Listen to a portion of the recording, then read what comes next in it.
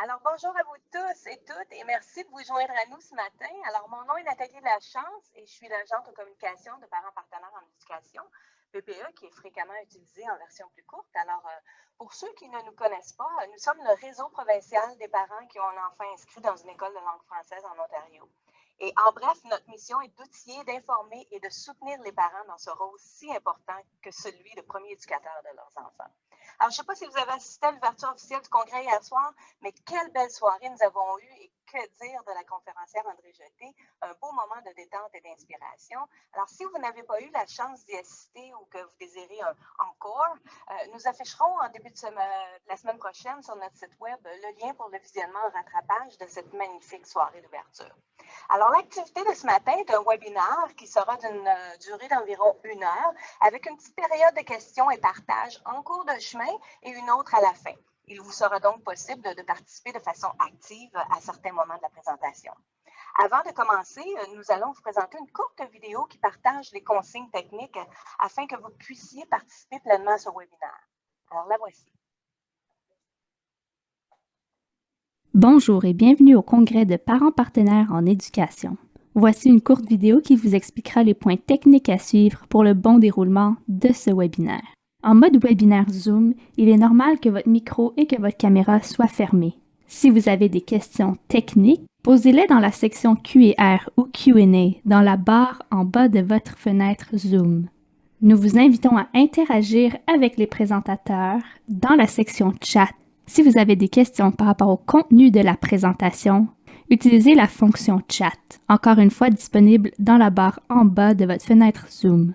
L'interprétation de cette présentation en langage des signes est disponible.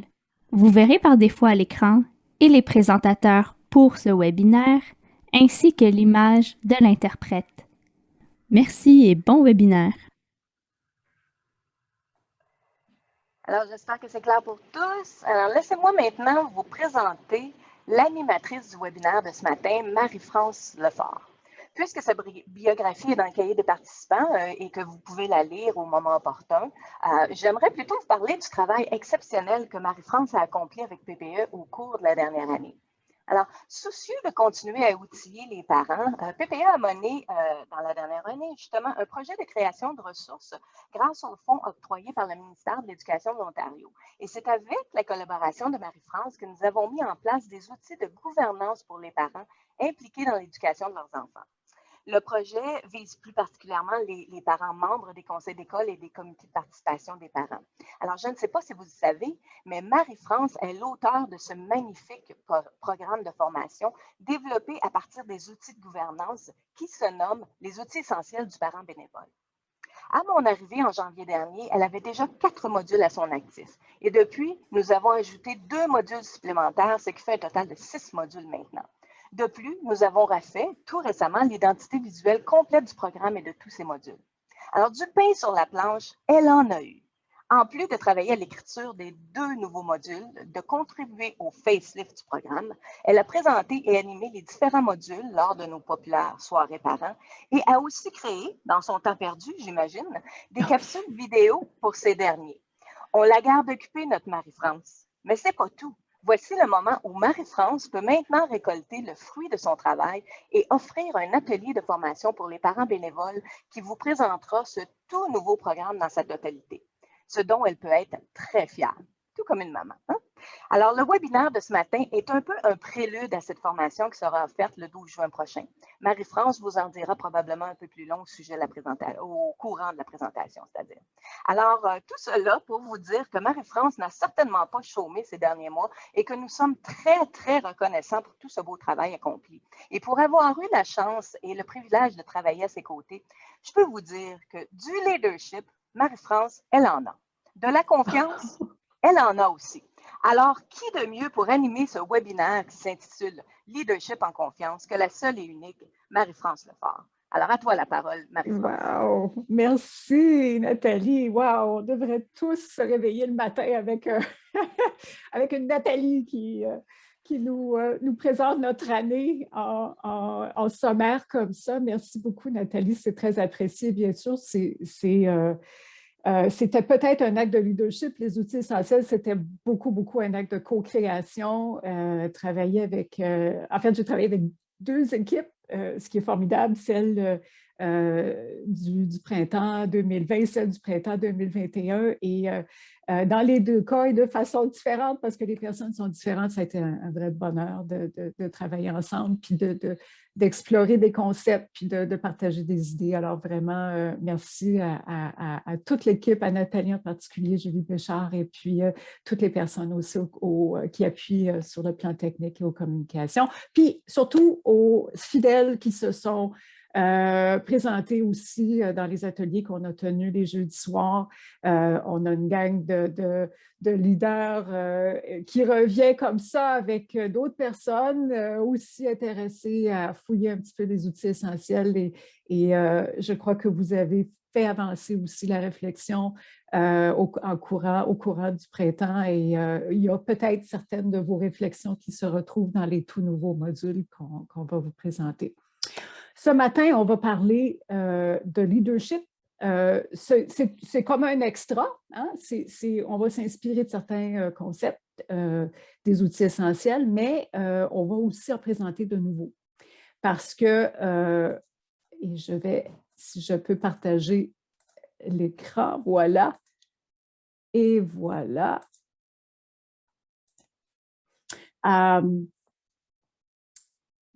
Vous le savez, je vous l'ai dit dans les textes, puis souvent dans les ateliers qu'on a fait ensemble, pour moi, le fait d'être présent, le fait de décider de se joindre à un groupe comme un conseil d'école ou un CPP ou encore de donner du temps comme nos parents influents, c'est un acte de leadership.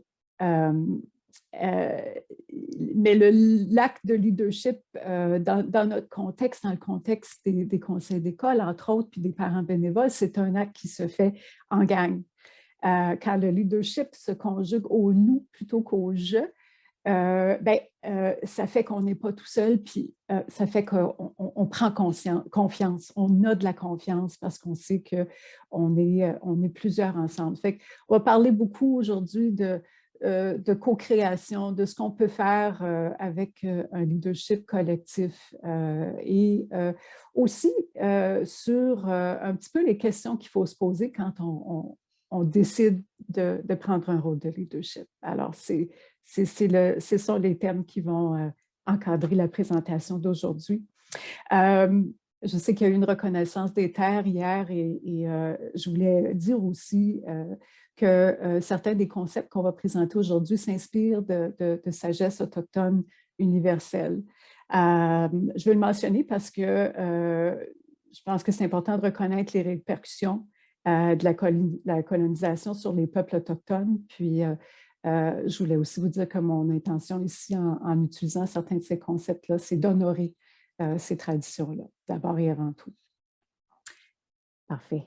Alors, 5 thèmes, 5 leçons, c'est un petit peu, je n'aime pas trop le mot leçon, mais disons 5 thèmes pour aujourd'hui qui, je pense, peuvent marquer 5 étapes, des fois, dans notre évolution comme leader.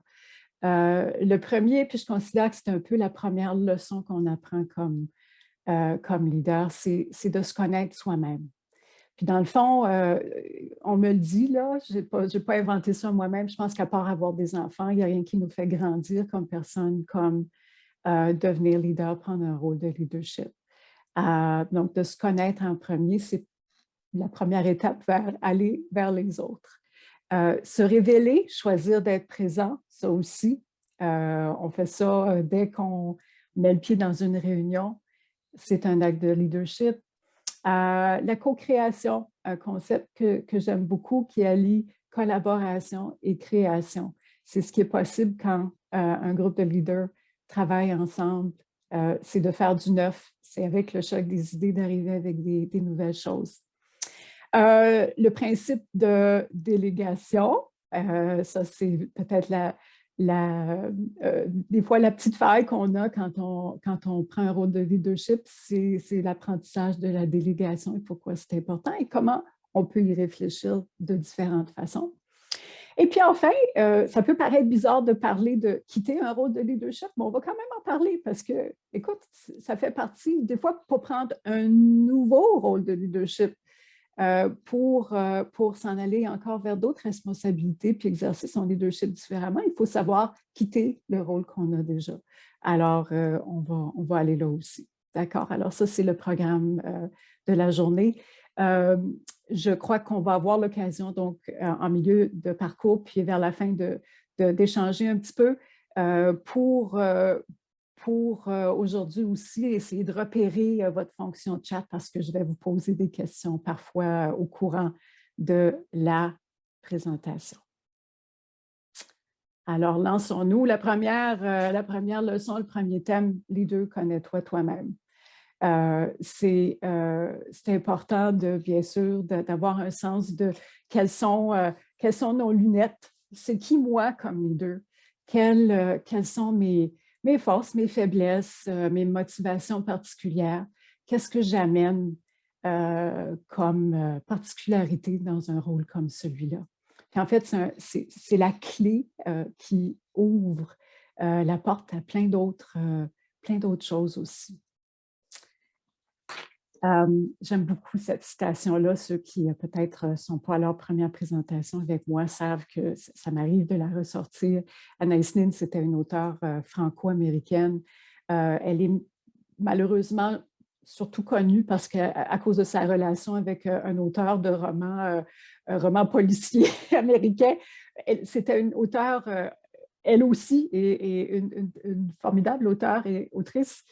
Et elle a eu cette phrase incroyable, « Nous ne voyons pas les choses comme elles sont, nous voyons les choses comme nous sommes. » Et c'est peut-être justement cette grande réalisation-là quand non seulement on fait partie d'une équipe, mais on doit prendre un rôle de leadership dans une équipe, qu'on a un filtre, on a une façon de voir les choses, d'interpréter ce qui se passe qui est propre à nous et que ce filtre-là peut ne pas être celui des autres.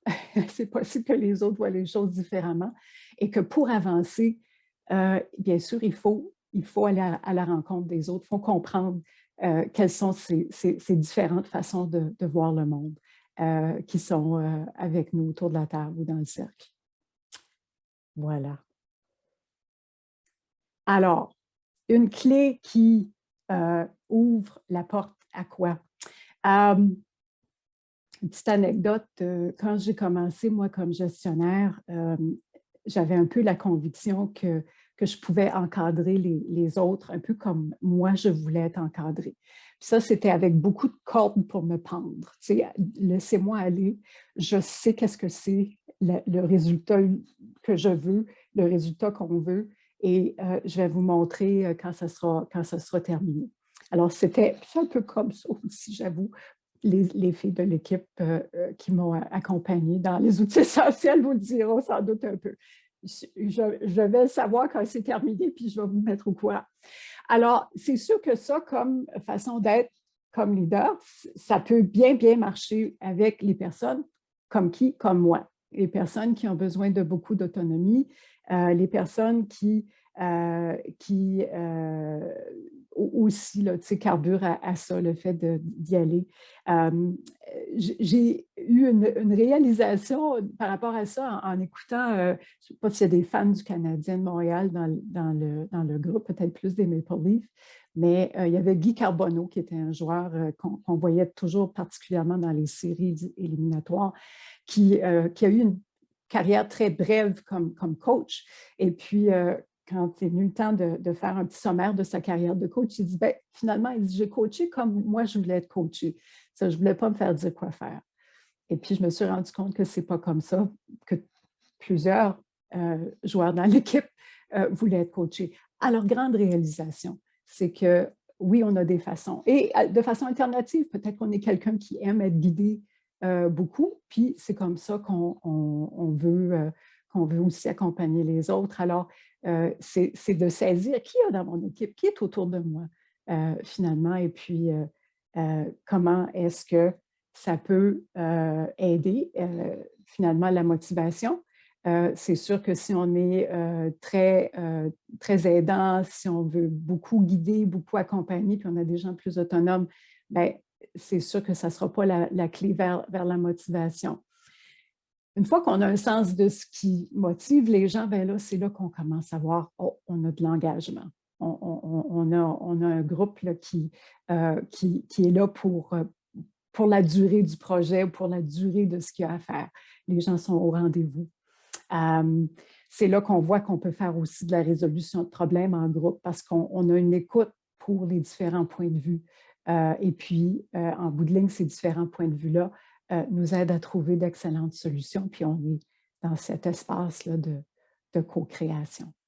Donc, leader, connais-toi toi-même. Alors aussi, donc, pour aller vers l'autre, des fois, il y a des questions qu'on peut poser pour en savoir un peu plus, surtout si on est nouveau ou si, comme leader, ou peut-être aussi qu'on se rend compte que les choses sont un petit peu, sont pas en équilibre, où il y a des gens qui participent moins ou qui sont moins motivés ou tout ça.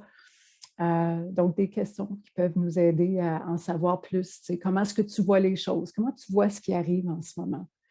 Y a-t-il des choses qui te font peur ou qui créent de l'anxiété dans ce qui se passe? Qu'est-ce qui te donne de l'espoir? As-tu besoin de quelque chose de ma part? Question fondamentale. De quoi as-tu besoin? Qu'est-ce qui serait utile, aidant? Qu'est-ce que je pourrais faire différemment de ton point de vue? Montre-moi comment tu veux être motivé, qu'est-ce qui va faire que tu vas toi aussi te sentir engagé? Qu'est-ce qu'on peut faire davantage? Qu'est-ce qu'on peut faire beaucoup moins? Et puis aussi, comment est-ce qu'on peut célébrer les bonnes choses qui arrivent dans ce contexte? Hein? Alors, des questions pour aller vers l'autre. Le silence, là, ce n'est pas un outil de leadership de façon générale, sauf dans l'écoute. Sauf dans l'écoute. Alors, leader, connais-toi toi-même. Déjà, un bon truc. Là, je vais vous parler de quelque chose, là, peut-être que vous allez dire ça, là, Marie-France, ce concept-là, je ne sais pas si c'est encore très à la mode. Ça vaudrait peut-être la peine de réfléchir à ça. Ben, je vais vous parler de la voix de la guerrière ou du guerrier. Et pourquoi je vais parler de ça? Bien, justement, on va venir à la sagesse autochtone dont on parlait un petit peu plus tôt. On a dit, puis j'ai dit à quelques reprises dans les outils essentiels, se présenter, être là, être pleinement présent, c'est déjà un acte de leadership. Absolument, c'est un acte de leadership. Dans la sagesse autochtone, et on parle de sagesse universelle ici, je m'inspire beaucoup des travaux d'une anthropologue qui s'appelle Angela Sarian, qui a étudié beaucoup de ces sagesses autochtones à travers l'Asie, en Amérique du Nord, du Sud, en Scandinavie, entre autres.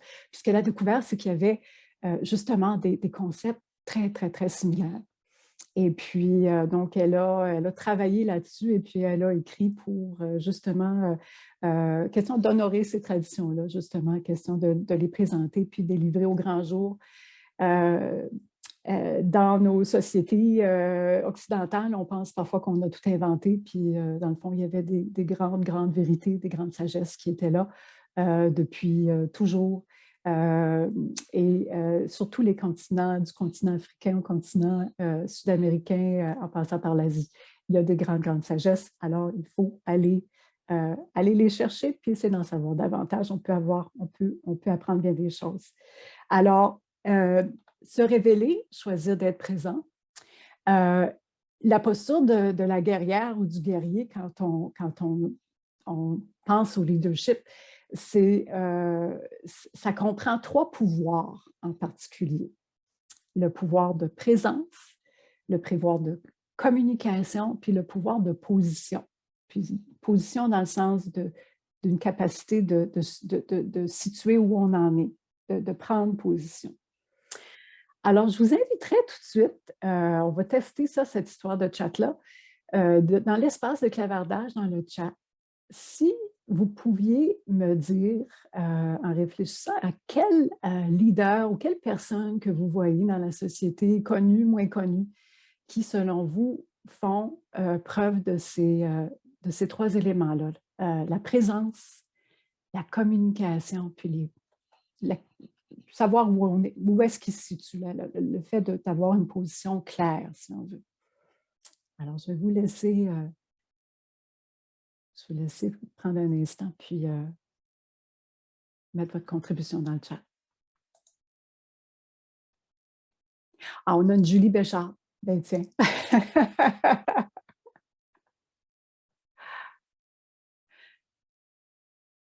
Je suis bien d'accord.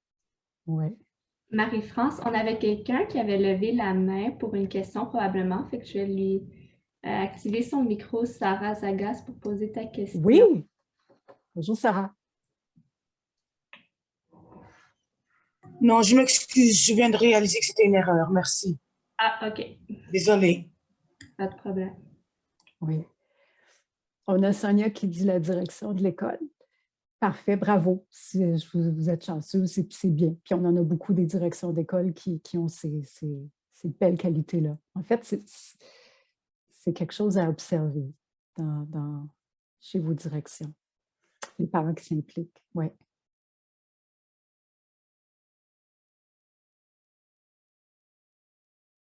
Ah oui, les enfants aussi.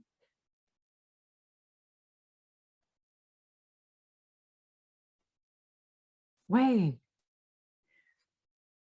Moi, l'exemple qui me vient en tête, souvent quand je pense à ces trois pouvoirs-là, simplement parce qu'elle est médiatisée pas mal, et puis c'est Michelle Obama.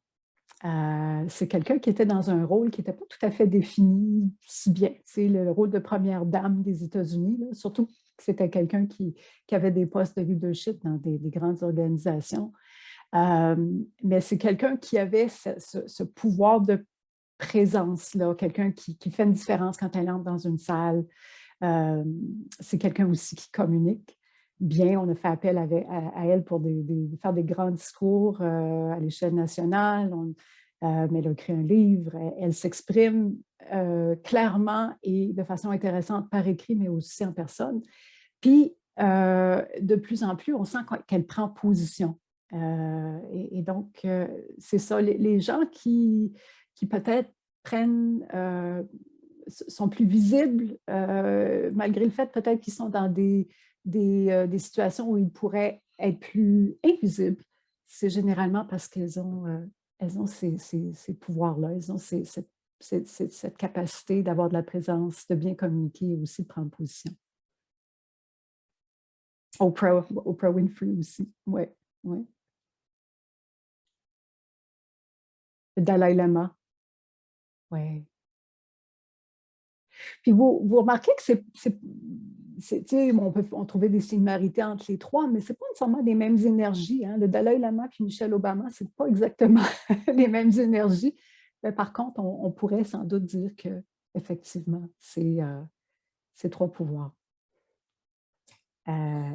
Donc, la présence, moi, on peut définir ça aussi par le fait que c'est quelqu'un qui manifeste 4 intelligences. Donc, une intelligence intellectuelle, mentale, une intelligence émotionnelle, spirituelle et physique. Ces gens-là sont bien dans leur corps, on les sent, ils ont une présence. Ça passe aussi par ça. Au niveau de la communication, bien, vous connaissez sûrement l'expression, je pense bien franco-ontarienne, quand les bottines suivent les babines. C'est ça le pouvoir de communication. On l'a quand justement on est vrai, on est authentique, quand on fait ce qu'on va dire, ce qu'on dit qu'on va faire, et aussi quand on prend la peine de communiquer les choses, d'informer, de dire. Effectivement, c'est ce pouvoir-là, ça passe par là. Puis le pouvoir d'opposition, bien, c'est ça, c'est quand les gens sentent que oui, on pense ce qu'on dit, on dit ce qu'on pense, et que les gens ont une idée claire de où on se situe sur les choses. Puis ça se peut qu'on ait en réflexion quand même, là, mais on n'a pas la langue de bois, on dit les choses clairement. Puis souvent, ben, vous le savez, les politiciens, les gens en situation de pouvoir qui ne donnent pas cette impression-là sont souvent, ont souvent peut-être des petits problèmes, on s'en rend compte. Alors, voilà pour les 3 pouvoirs universels.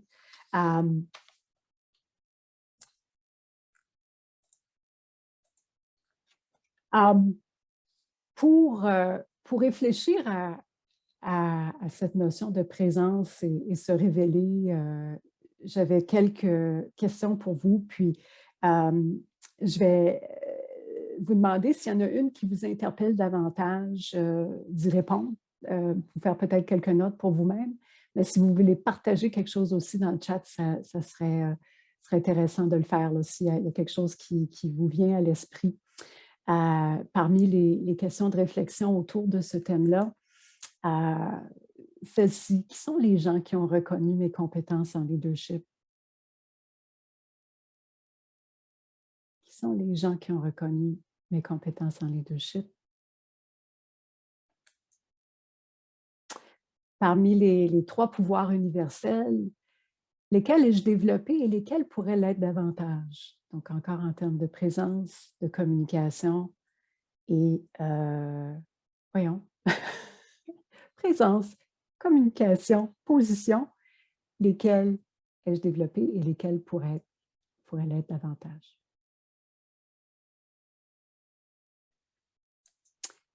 Et enfin, quelle leçon de leadership vais-je transmettre ou ai-je transmis à mes enfants?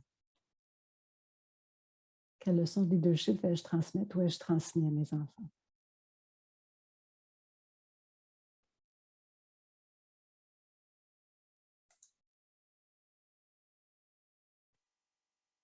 Alors, si le cœur vous en dit, vous pouvez nous partager peut-être une partie de la réponse pour vous. Sinon, ça peut être utile juste de noter les questions peut-être pour une réflexion en solo. Alors, on a Lanciné qui dit « Mes amis, les membres de la communauté ». Ouais.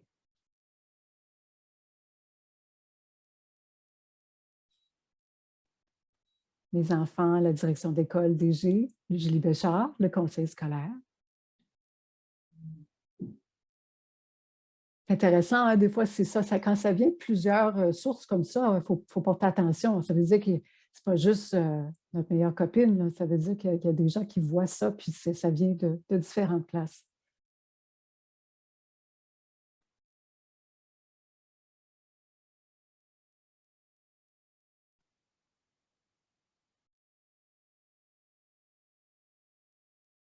Voilà.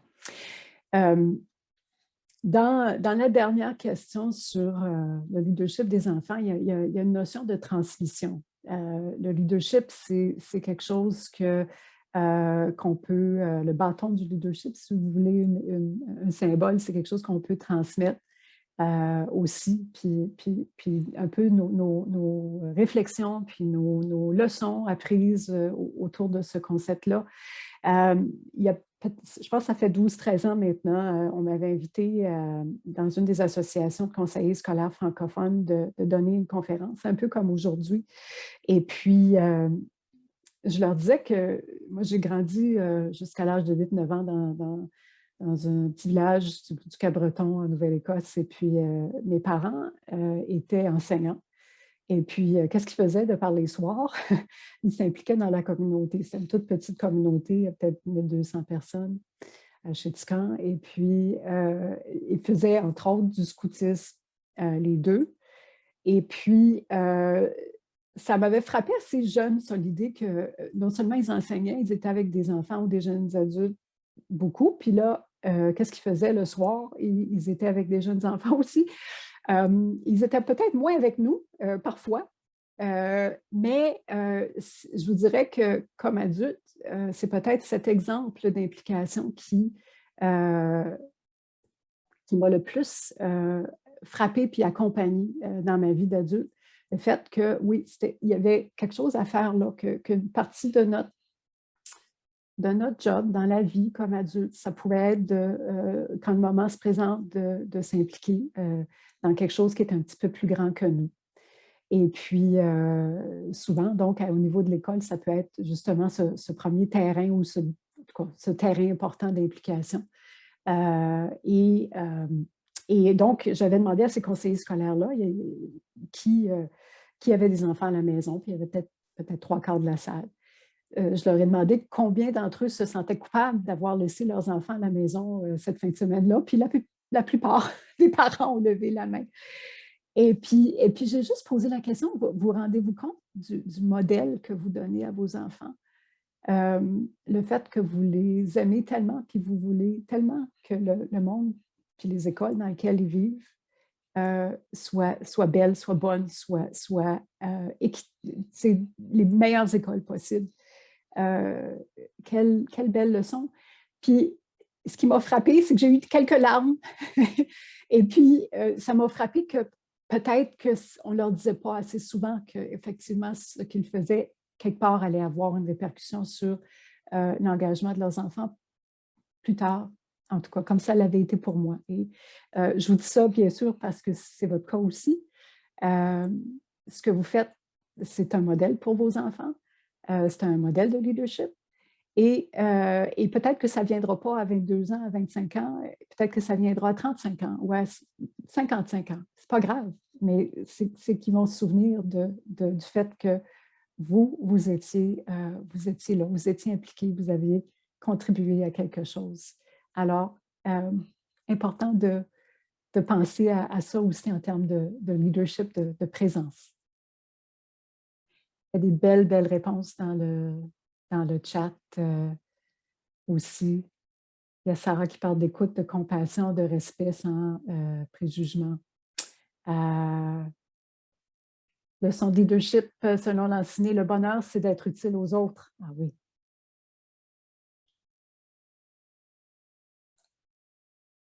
Formidable. Selon Nancy, passer par-dessus sa gêne pour faire valoir un point ou une position qui nous passionne, ne pas lâcher. Quand on a 2 oreilles et une bouche, il faut les utiliser dans ce ratio. Absolument. Absolument. Oh, il y a de la sagesse dans ce groupe, définitivement. Parfait. Alors, question de réflexion.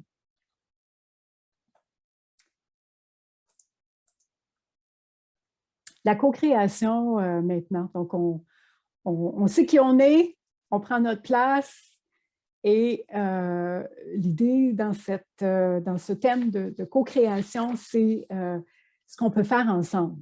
Ce qu'on peut faire ensemble en collaborant aussi là-dedans, en collaborant avec d'autres partenaires. Donc, on peut collaborer à l'intérieur de notre groupe, mais aussi, bien sûr, on collabore avec l'administration scolaire, on collabore avec des parents dans la communauté scolaire, on peut collaborer avec le conseil scolaire ou d'autres organismes. Donc, ce qu'on peut accomplir ensemble. La notion que le leadership aussi, ben, ça goûte meilleur quand l'expérience de ça se fait en groupe. Alors, là-dessus, là, je fais un petit plug pour le dernier des modules, qui est le module 6, qui parle du rôle de représentant parmi nos regroupements de parents bénévoles et aussi des façons justement d'être partenaires avec d'autres autour de nous. Dans un conseil d'école ou un CPP, il y a toujours un espace qui va restreindre ce qu'on peut faire un peu, qui va nous limiter. C'est correct que ce soit comme ça, en autant que tout le monde est d'accord sur qu'est-ce que c'est, les choses qui sont peut-être pas de notre ressort ou qui reviennent à quelqu'un d'autre. Quand j'ai écrit le module, au départ, j'avais mis l'espace, ce n'est pas de mes affaires.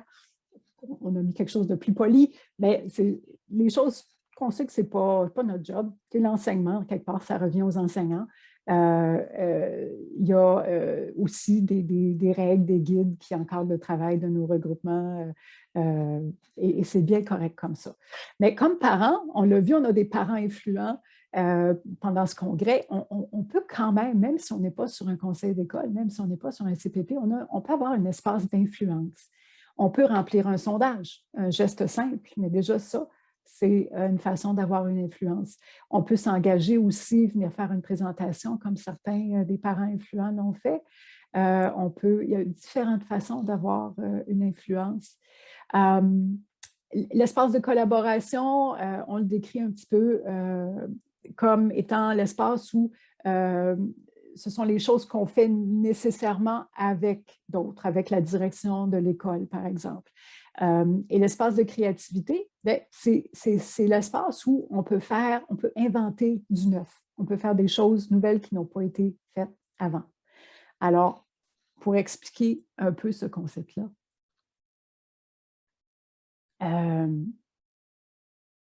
on a inventé ce mot co-créer, collaborer plus créer. Donc, l'espace de collaboration, donc, élaborer ensemble une nouvelle politique, inviter des nouveaux parents à une rencontre d'information pour les familles qui vont se joindre, là, qui vont envoyer des enfants à l'école. On peut peut-être co-animer une activité avec la direction d'école aussi. On est dans la collaboration. Mais dès que justement on est dans l'espace de création, bien c'est l'endroit où est-ce qu'on va proposer de nouvelles choses. Ça peut être une nouvelle façon de faire une levée de fonds, par exemple. Ça, c'est peut-être un atelier ou une conférence qui n'a jamais été faite avant. Alors, des nouvelles façons de faire.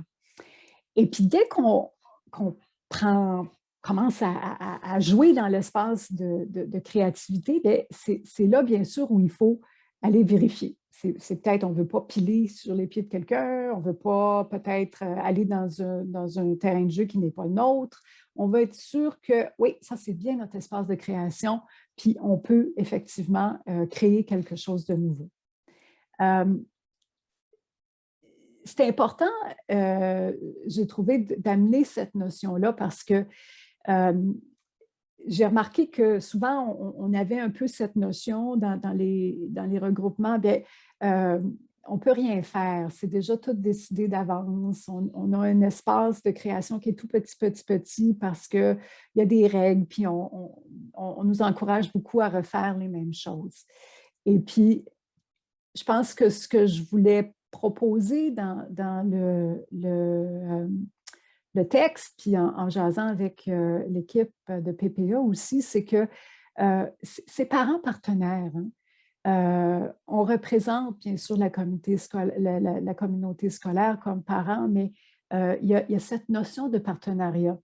On a des rôles distincts. On n'est pas la direction d'école, on n'est pas les enseignants, on n'est pas les enfants, on n'est pas les apprenants non plus. On a un rôle distinct. Mais à l'intérieur de ce rôle-là, on a de l'espace. Et donc, des fois, il faut aller négocier notre espace, c'est sûr. Il faut aller voir, OK, qu'est-ce qui est possible? Qu'est-ce qu'on veut faire? Et donc, si c'est le cas, il y a des questions qu'on peut poser. Il y a toujours des questions avec moi, vous remarquez. Il y a des questions qu'on peut poser pour ouvrir le dialogue. Donc, comme conseil d'école, par exemple, on pourrait poser à la direction d'école, comment est-ce qu'on peut vous appuyer? Savoir aussi de la direction ou de d'autres dans un conseil scolaire, savoir des administrateurs, comment voyez-vous notre rôle? Comment le voyez-vous ce rôle-là? Puis, qu'est-ce que vous avez besoin de nous? Et une fois qu'on a une meilleure idée de ces choses-là, un petit peu, hein, tantôt on parlait de la vision du monde, là,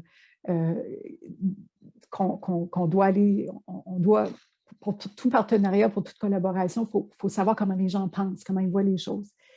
Donc, à partir de ça, au-delà de ces éléments, quel est l'espace de créativité avec lequel vous êtes à l'aise? On peut être tous à l'aise dans notre regroupement pour notre conseil d'école, par exemple.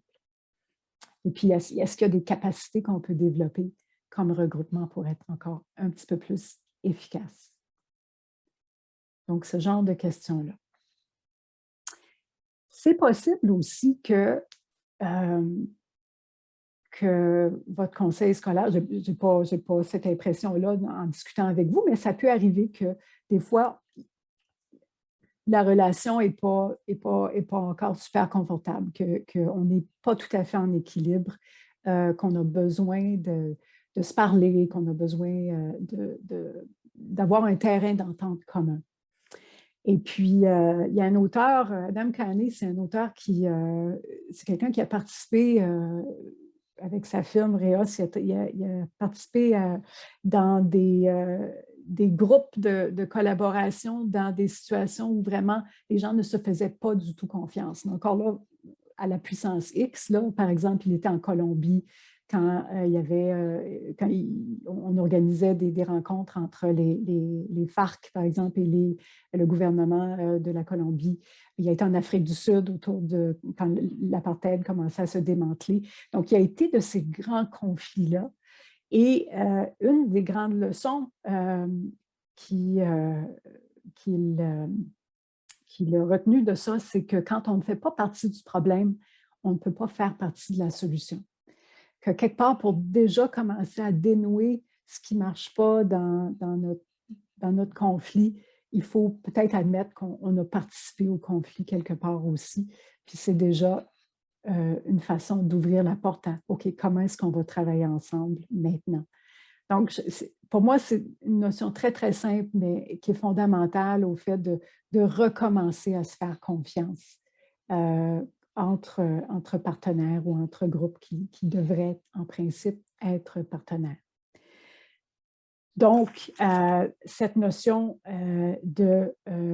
quand on ne fait pas partie du problème, on ne peut pas faire partie de la solution. Alors, on est à peu près à mi-chemin dans la présentation. Je vous ai amené beaucoup de concepts. J'aurais peut-être le goût tout de suite de faire un petit stop et de voir avec vous, est-ce qu'il y a des questions ou des réflexions que ça suscite. On va peut-être prendre une couple de commentaires. Alors, si quelqu'un qui voudrait intervenir pourrait le faire. Il y avait Sonia qui avait des questions. Fait que Sonia, je vais activer ton micro pour que tu puisses demander tes questions.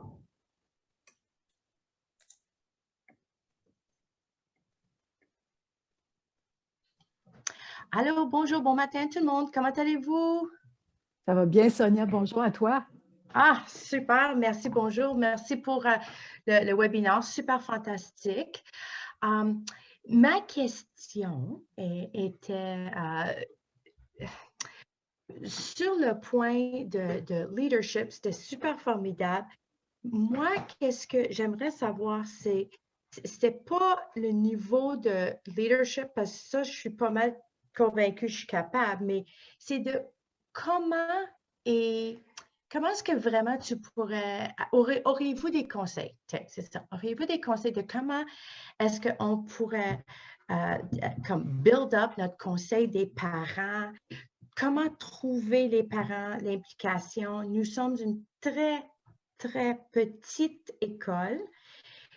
Et puis, je viens d'une petite école, mais on avait une grosse voix de parents. Là, je me trouve dans une autre école, puis la voix des parents, c'est très, très, très petite parce qu'il n'y a pas de parents qui veulent être impliqués, investis. C'est plus, on va regarder par la fenêtre pour voir qu'est-ce que vous allez faire. Mais je ne peux rien faire si je n'ai pas de parents. Oui. Est-ce que tu as une idée? Est-ce que tu es allé vérifier un petit peu, peut-être avec les parents que tu connais, qu'est-ce qui est derrière ça? Est-ce que c'est un problème de longue date dans cette école-là ou est-ce que c'est plutôt dernièrement que ça se passe? C'est une école secondaire. Alors, ce n'est pas comme élémentaire où ce que tu vois les parents à chaque jour, tu sais, fin de journée, début de journée, etc., etc. Ce n'est pas le cas ici. C'est secondaire. Ce n'est pas un enfant de 16 ans qui va aller donner un message à leurs parents pour dire « Oh, check bien, il va y avoir un événement, veux-tu participer? » C'est not cool. Mais en tant que parent, on voit les besoins de lever de fonds. On voit les besoins que les élèves, ils ont besoin de plus accès des affaires de technologie ou des affaires extérieures. Je vois le besoin, mais je ne sais pas comment impliquer les parents. Je ne peux pas leur parler. La seule chose qui a fonctionné pour nous autres, c'était on avait une page Facebook exclusive aux parents. Le conseil ne le gérait pas, c'était géré juste par les parents. Mais comme j'ai dit, soirée curriculum, soirée barbecue, on pouvait communiquer tous les parents dans le moment. Mais en secondaire, ce n'est pas le cas, ça. Les parents ne viennent pas, ils ne sont pas autant impliqués. Comment est-ce que je peux trouver les parents? qui ne sont pas branchés? Hmm. I know, c'est vraiment une question super difficile. Je vais un petit peu dans le champ gauche, là, mais il y a quelque chose qui vient m'interpeller.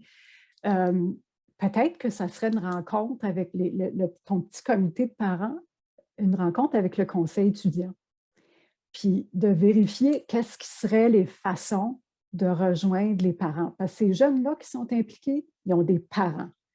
Ces parents qui ont élevé des enfants impliqués, c'est peut-être du monde impliqué ou qui aimerait s'impliquer.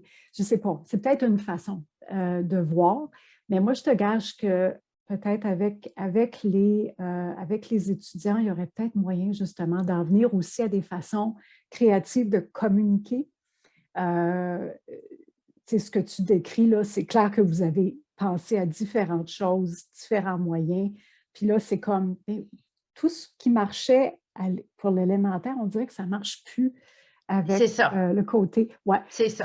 Je ne sais pas. C'est comme il y aurait sûrement dans le groupe ici d'autres bons, de bonnes suggestions. Puis je vous inviterais peut-être ceux qui ont peut-être le goût là, dans le chat. Je sais qu'on n'a pas beaucoup de temps, puis on ne peut pas ouvrir beaucoup, mais moi, ça serait juste quelque chose que j'aurais le goût d'essayer avec vous autres. Ça serait ça. Ça serait une rencontre avec le conseil étudiant, avec les étudiants impliqués. Puis voir si on peut, de ce côté-là, rejoindre d'autres parents et avoir d'autres idées sur comment impliquer les parents. Merci beaucoup. Merci. Pour cette question-là, c'est super. C'est quelque chose, écoute, moi j'étais au ministère de l'Éducation à un moment donné quand les conseils d'école sont arrivés. Bien sûr, il y avait d'autres structures avant ça, mais c'est un problème de tout le temps, ça, comment on implique les parents au niveau secondaire. C'est un défi qui revient. Alors, bonne chance à vous autres. Merci. Merci beaucoup. Alors, merci pour la question. On va poursuivre. On aura une autre occasion bien sûr, de se parler aussi avant la fin. Et vous savez que vous pouvez aussi toujours mettre vos questions dans, je pense qu'il y a l'espace questions aussi. Ah, la délégation. Sûrement dans votre vie, si vous avez pris des responsabilités, même si vous aviez un rôle formel ou pas formel, si vous avez pris des responsabilités, on vous a peut-être dit quelque chose comme « Il faut que tu apprennes à déléguer. » Hein? Quand on est fatigué, quand on a l'air comme si on avait moins bien dormi, quand on a beaucoup de choses sur notre to-do list, on entend ça. « Il faut que tu apprennes à déléguer. » Vous êtes-vous déjà fait dire ça? Oui? Oui, alors, il y a toutes sortes de raisons pourquoi la délégation, ce n'est pas simple. Quand on est leader ou même quand on n'a pas de rôle formel. Des fois, on apprend que le faire soi-même, ça va plus vite. Mais moi, j'aimerais ça vous entendre sur votre interprétation de pourquoi c'est si difficile de déléguer. Alors, si vous avez une bonne explication, moi, ça m'intéresse de la connaître. Donc, pourquoi c'est si difficile de déléguer, selon vous, dans le chat?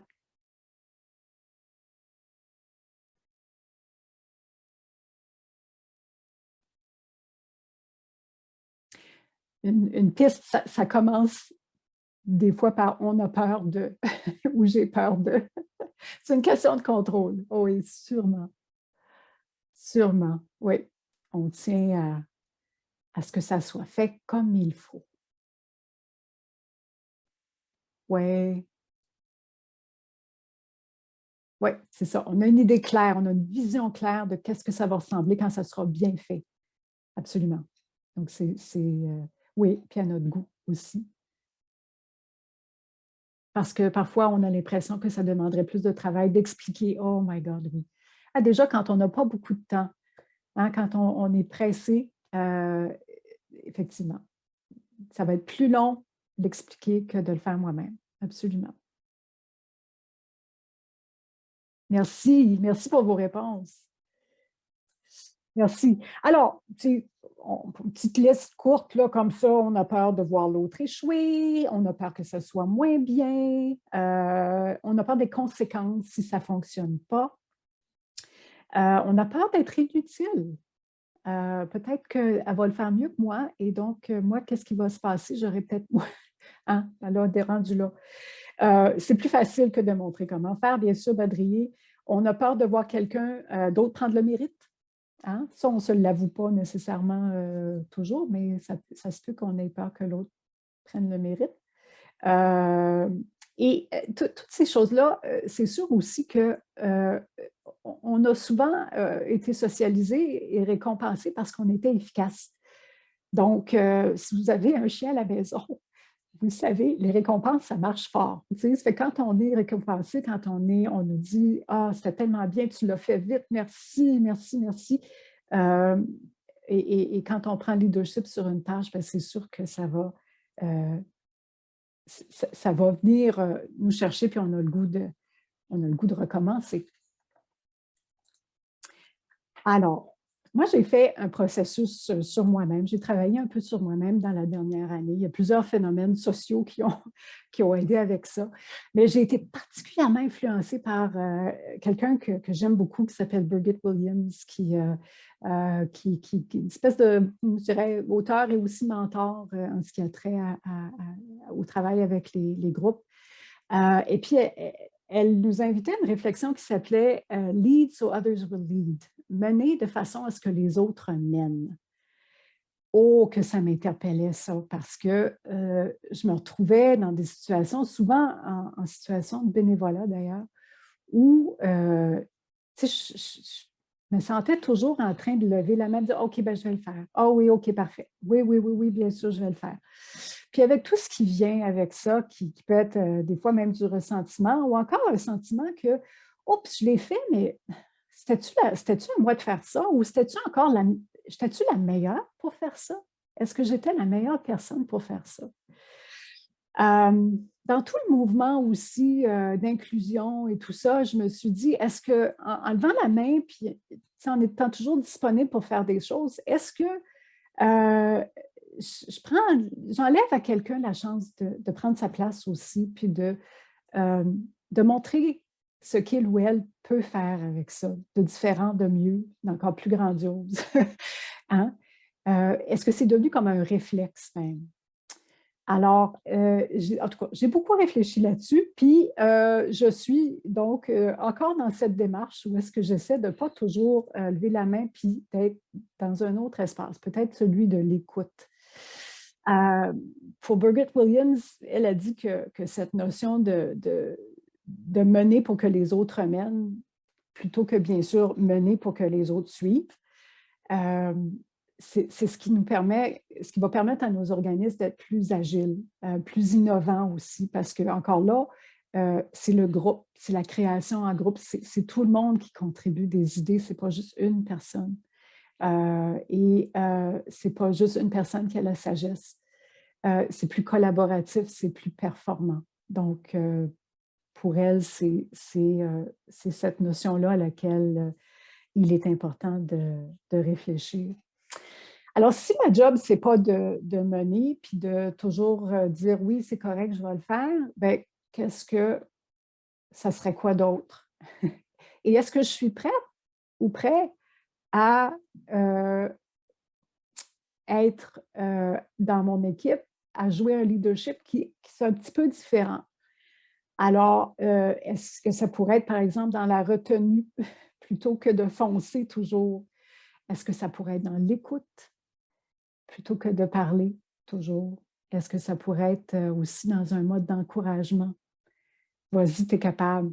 Essaye ça, tu vas voir. Tu vas voir, je pense que tu es prête pour ça, vas-y. Peut-être aussi dans l'accompagnement, de pouvoir dire, écoute, je vais t'aider si tu en as besoin, je suis là derrière toi, mais vas-y, tu es capable. Dans une notion de faire de la place, plutôt que de prendre la place.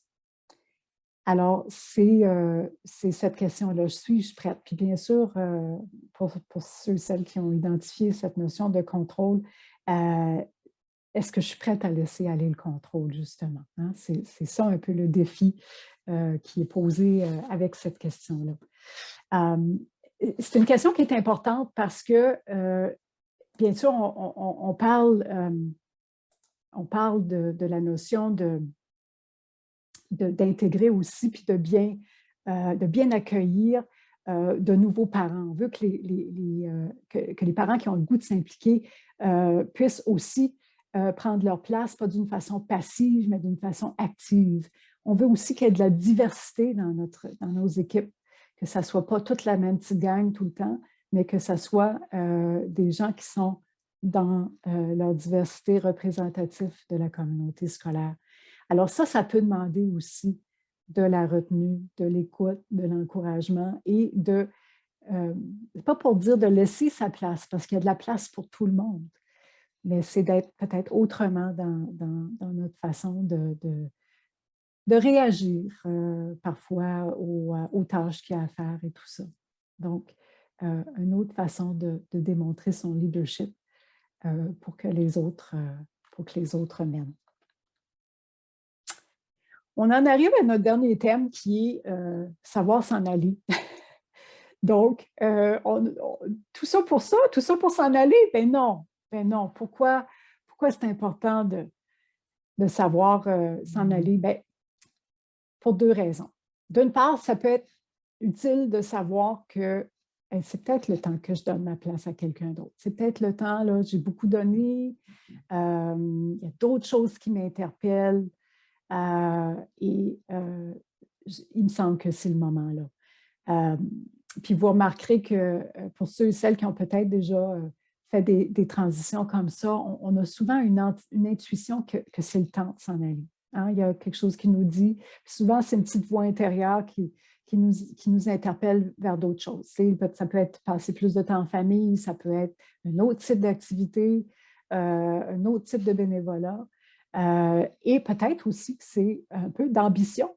OK, j'ai fait le tour du jardin ici, puis peut-être que c'est le temps que je prenne un petit peu plus de responsabilité dans mon bénévolat. Il y a peut-être d'autres positions et postes qui s'offrent à moi. Ah, quelle belle raison de laisser sa place aussi. Parfois, ce qu'on veut éviter, c'est d'avoir quitté avant de partir, si vous voyez d'où je viens. Donc, cette notion qu'on on est là, mais on n'est plus tout à fait là. On n'est pas tout à fait aussi engagé et peut-être on prend des responsabilités par automatisme, justement, et moins par engagement pour contribuer à une vision qu'on a et qui est partagée. Donc, c'est sûr que cette notion de quitter, comment dire, il faut bien la mûrir aussi, pour la même raison qu'il faut bien mûrir la décision de s'engager. Donc, voici pour vous autres quelques questions qui peuvent être utiles pour justement faire le discernement de est-ce que c'est le moment? Est-ce que c'est le moment de passer à d'autres choses? Donc, est-ce que je trouve cette activité encore plaisante, enrichissante? Est-ce que j'apprends encore quelque chose? Ma grand-mère avait une expression, je vais la modifier un tout petit peu parce qu'elle était plus crue que celle que je vais vous dire, mais elle disait, j'ai rien à apprendre de nettoyer la salle de bain, là, de nettoyer un évier. J'ai plus rien à apprendre de ça. Elle avait laissé son éponge de côté là, à un moment donné. Puis elle s'attendait que quelqu'un d'autre s'en occupe, ce qui est très bien. Elle avait travaillé très fort, elle avait eu 12 enfants. Elle pouvait très bien faire autre chose. Mais parfois, on a ce sentiment-là. Là. Est-ce que j'apprends encore quelque chose? Est-ce que j'ai un sentiment d'appréhension en pensant à cette activité? Est-ce que non seulement ça me tente plus, mais ça me fait un petit peu peur? Est-ce qu'il y a quelque chose que je peux faire pour changer ce que je ressens par rapport à cette activité? C'est possible que ça soit peut-être un petit conflit dans le groupe. C'est possible qu'il y a des choses qu'on peut changer dans notre façon aussi d'être dans le groupe. Est-ce que je poursuis cette activité par peur de décevoir quelqu'un? Hein? Peut-être qu'on est rentré dans un groupe avec notre copine et puis on s'est épaulé, mais si je pars avant elle, elle sera peut-être déçue que je décide de passer à d'autres choses. Est-ce que je retire encore quelque chose? Est-ce que je reste parce que j'ai peur du changement? Est-ce que je fais ça pour moi-même ou pour quelqu'un d'autre? Est-ce que ça vaut la peine? Et là, on va passer à un thème qui va être au cœur aussi de la prochaine activité. Le 12 juin, Nathalie a fait allusion, on a un atelier pour approfondir la question du leadership, justement, qui s'appelle le leadership en confiance, je me lance. Alors, pour les leaders actuels dans nos regroupements, puis aussi ceux que ça intéresse, ceux qui aimeraient passer à un rôle de leadership, puis qui sont curieux, puis qui aimeraient en apprendre un petit peu plus. Donc, cette notion de est-ce que je fais ça pour moi-même ou quelqu'un d'autre, est-ce que ça vaut la peine? Ça nous amène à la question de raison d'être. Quelle est ma raison d'être en devenant leader, en m'impliquant? À quoi est-ce que je veux contribuer, finalement? Puis, ça arrive parfois que notre raison d'être nous est révélée par quelqu'un d'autre. Ça se peut que quelqu'un aussi nous donne sa raison d'être. C'est un petit peu comme, dans mon jardin, j'ai des pivoines et je ne les ai pas plantées. C'est la personne qui avait la maison avant moi qui les a plantées. Puis peut-être que moi, je préfère, je ne sais pas moi, mettre des tulipes ou des dahlias ou autre chose. Mais j'ai le choix soit d'adopter mes pivoines puis des aimer ou bien donc de les enlever puis de mettre quelque chose d'autre. Mais parfois, dans le leadership, c'est comme ça aussi. On se fait passer un projet, on le prend, mais est-ce que c'est réellement notre projet? Est-ce que c'est réellement notre intention puis notre raison d'être? Alors, il y a des réflexions comme ça qu'il faut faire, je pense, avant de s'engager, puis aussi avant de quitter. Donc, j'aimerais donc en profiter pour ouvrir un petit peu les micros pour quelques minutes là-dessus. J'ai parlé beaucoup, puis il y a peut-être quelqu'un comme ça qui a une question brûlante à ce moment-ci. Si vous avez une question, je vous invite à lever la main en utilisant l'émoticône en bas pour lever la main. Ou bien encore dans le chat, on va aussi les voir. Il y a Sarah. Sarah, je vais activer ton micro. Question ou commentaire, hein? C'est correct. Non, c'est tout simplement une question, question ou commentaire, peut-être les deux. Mais je voudrais seulement savoir si on pourrait passer le lien, nous donner le lien du 12 juin sur le leadership. Parce que je voudrais bien y participer. Formidable, merci Sarah. Puis je pense qu'on va faire ça sûrement. Je ne sais pas si Nathalie a ça sous les doigts. Je vais vous montrer tout à l'heure aussi, je vais vous montrer l'affiche, la toute nouvelle affiche pour... alors, vous saurez quand vous êtes sur le site aussi que vous avez le bon atelier. D'accord, merci. Et merci infiniment pour cette belle présentation. C'était vraiment enrichissant.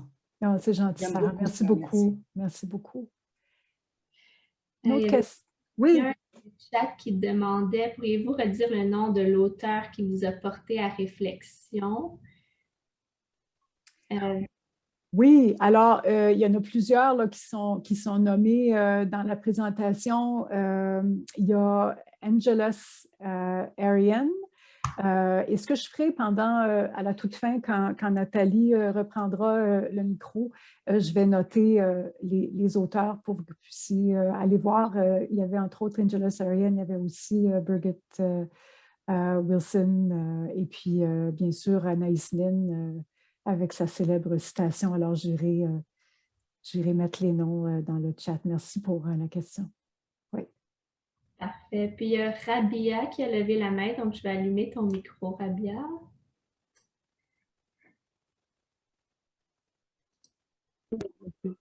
Bonjour. Moi, je voulais juste faire un commentaire. Est-ce que vous m'entendez?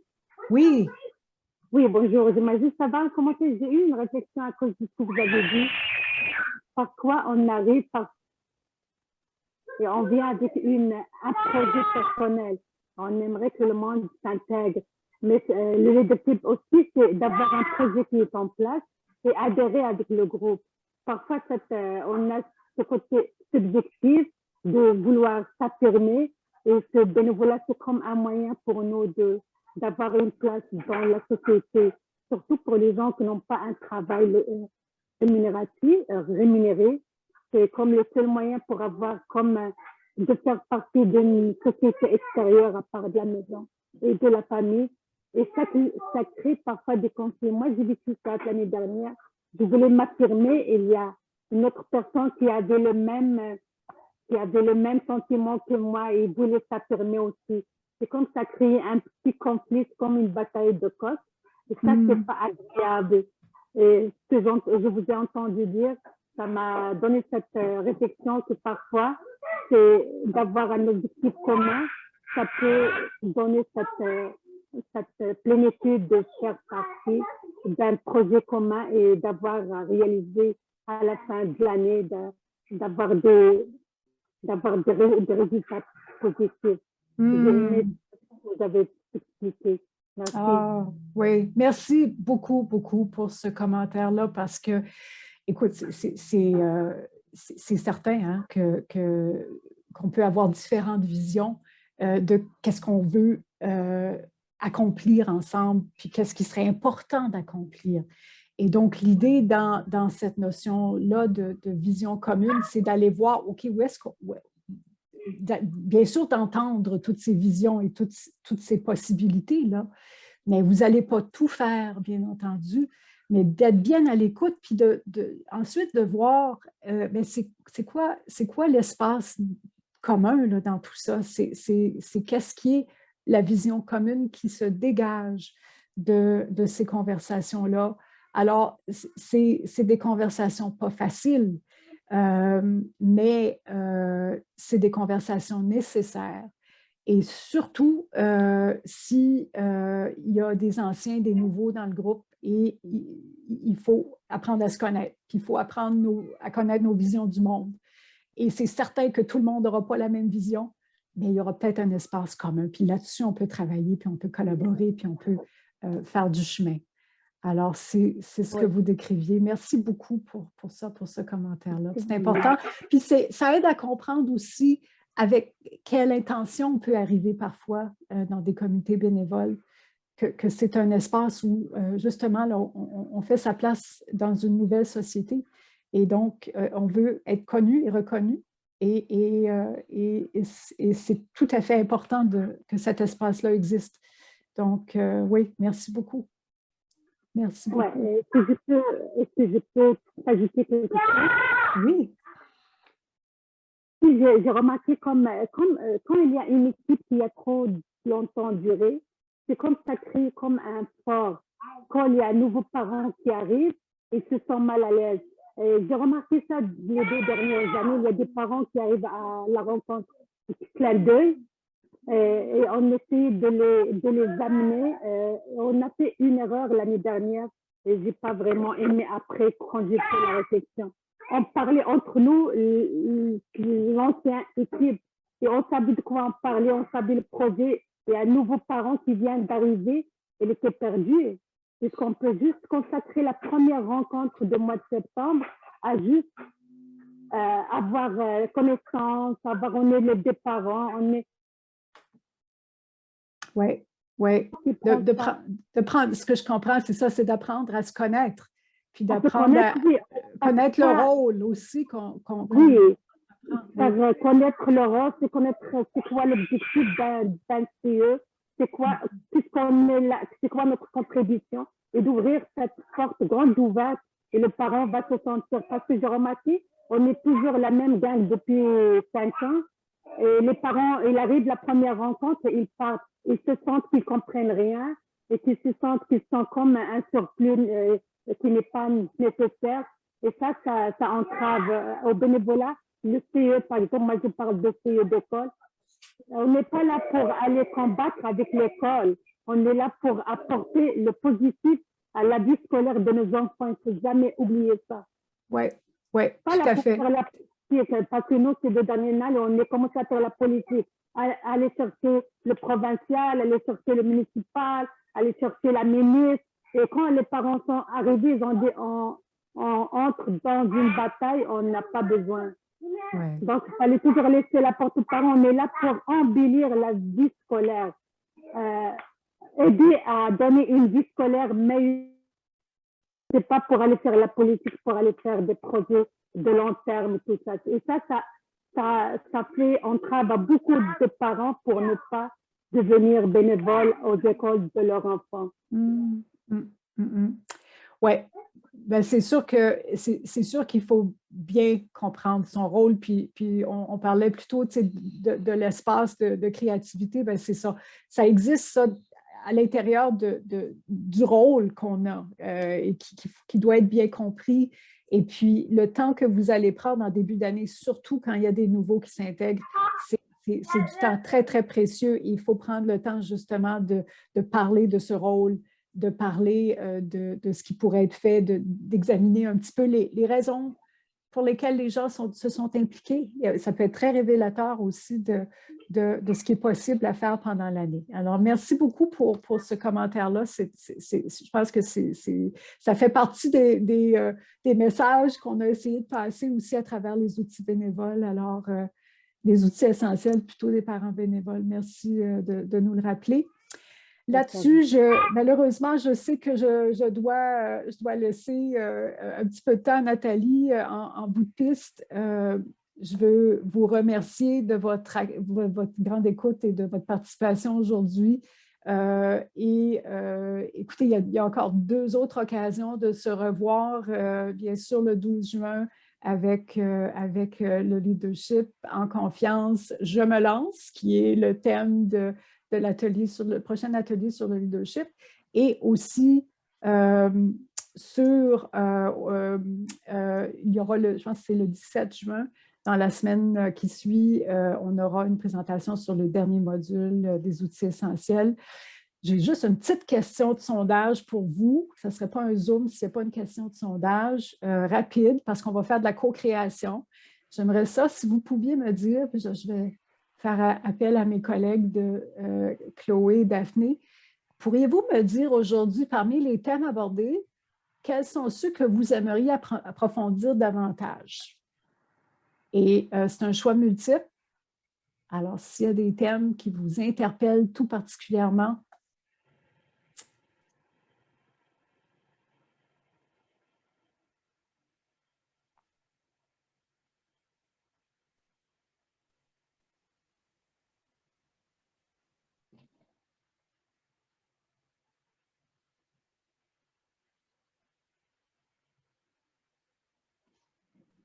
ah, intéressant.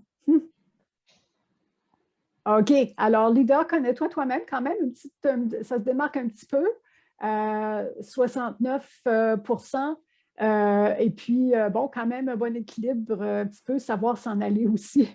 Donc, c'est le fun. Alors, je prends bonne note de ces réponses. Merci beaucoup. Je tiens à ce qu'on puisse aussi approfondir des choses le 12 juin. Puis aussi, il y aura bien sûr des nouveaux concepts à ce moment-là.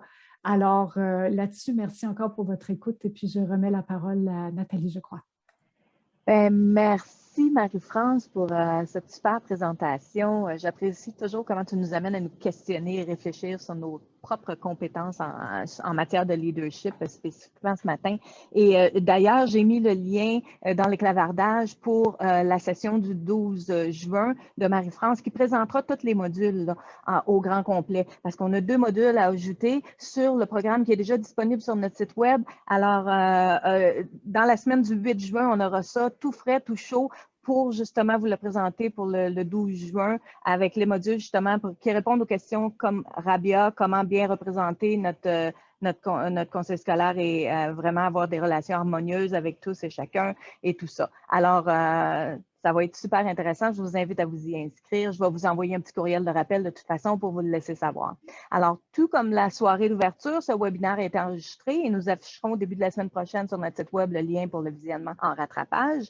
Et vous trouverez aussi le lien dans le clavardage. Je crois que c'est fait maintenant pour le formulaire d'évaluation de la session. Alors, s'il vous plaît, partagez vos rétroactions avec nous. Elles nous sont extrêmement précieuses. Et pour vous remercier du don de votre temps que nous savons si précieux, nous ferons le tirage d'une carte cadeau de 50 $ parmi ceux qui prennent le temps de le remplir. Alors, pensez à la chance que vous avez de gagner en considérant le nombre de participants présents ce matin. C'est définitivement mieux que la loterie.